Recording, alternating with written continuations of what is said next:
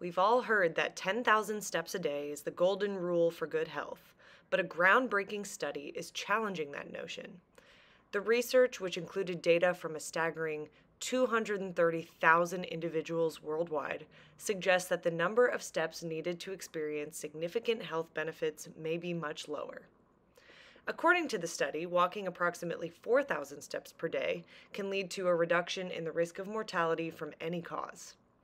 This finding is promising news for those who may have felt discouraged by the daunting 10,000 step target, especially in the face of busy working schedules. However, it's important to note that the more you walk, the better the health benefits.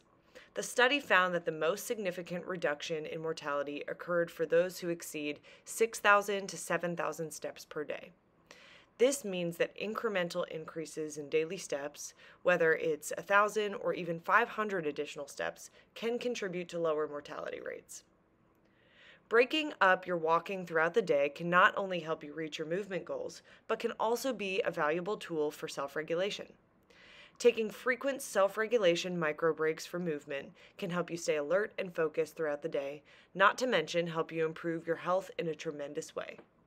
Check out this video by Sherry on self-regulation micro breaks.